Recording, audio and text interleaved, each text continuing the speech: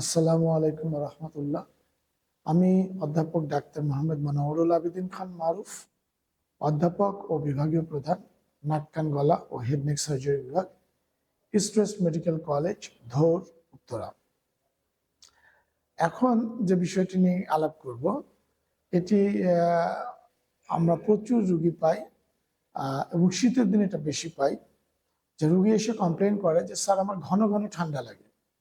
সেটা বড়দের ক্ষেত্রে বড়রাও যেমন বলেন, অনেক সময় ছোটদেরও একই কমপ্লেন থাকে। তো এখানে একটা জিনিস আপনাকে মনে রাখতে হবে যে ঠান্ডা লাগা মানেটা কি। তার মানে উনি কি বুঝাতে চাচ্ছেন? উনি বুঝাতে চাচ্ছেন ওনার আসলে ঘন ঘন নাক বন্ধ হয়ে যায়, ঘন ঘন নাক বন্ধ হয়ে যায়, নাক দিয়ে পানি পড়ে অথবা হাঁচি আসে। এই জিনিসটা সবাই বোঝাতে চায়। তো ঘন ঘন ঠান্ডা লাগা তখনই আমরা তার নাক, কান এবং গলা, এই তিনটা জায়গা আমরা পরীক্ষা করি। তো পরীক্ষা করে আমরা যেটা দেখতে পাই যে তার নাকের হয় নাকের হাড় বাঁকা, অথবা নাকের মাংস বৃদ্ধি, হ্যাঁ, অথবা অথবা তার কোনো অ্যালার্জি আছে। এবং কোনো কোনো রুগীর যদি অ্যানিমিয়া থাকে, রক্তশূন্যতা থাকে, তাদেরও যদি অ্যানাটমিক্যাল ডিসফিগারেশন ছাড়াও তাদের ঘন ঘন ঠান্ডা লাগতে পারে। তবে ৯৫% ক্ষেত্রে আমার ব্যক্তিগত অভিজ্ঞতা এটা, যে দেখেছি যে তার নাকের ভিতরে অ্যানাটমিক্যাল সমস্যা, মানে নাকের হাড় বাঁকা, মাংস বৃদ্ধি, অ্যাডেনয়েড বড়, এই কারণগুলোতে তাদের এই সমস্যাটা নিয়ে তারা উপস্থিত হয়। তো এটার চিকিৎসা আসলে খুবই সহজ।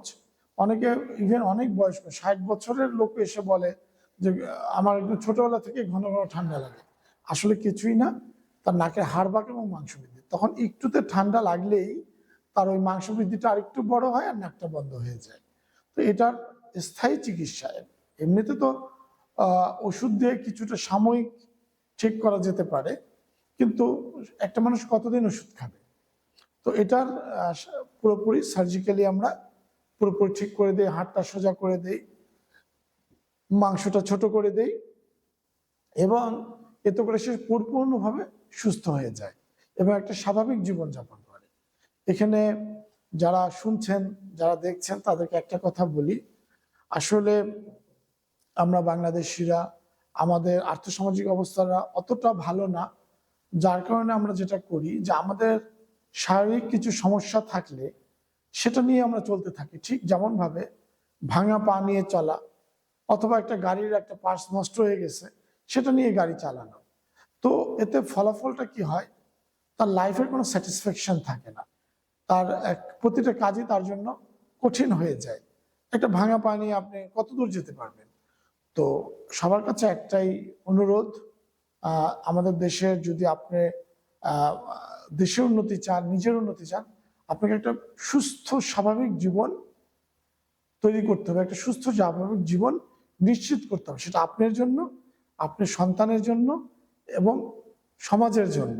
তো আপনি এমন কিছু করবেন না, এমন কোনো রোগ পুষবেন না, এমন কোনো সিচুয়েশন নিয়ে চলবেন না যেটা চিকিৎসা আছে, যেটা ভালো করা যায়। এবং আল্লাহর রহমতে অলমোস্ট প্রায় সবই, বেশিরভাগ রোগেরই আপনার চিকিৎসা আছে এবং এটাতে আপনি পরিপূর্ণ সুস্থ হতে পারবেন। তবে কেন খালি খালি আপনারা দেরি করবেন? কেন খালি খালি রোগটাকে পুষবেন এবং আপনি একটা অবস্ট্রাকশন নিয়ে, একটা সমস্যা নিয়ে আপনার পথ চলবেন?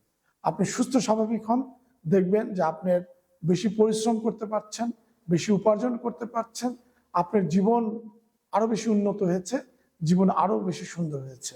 ধন্যবাদ।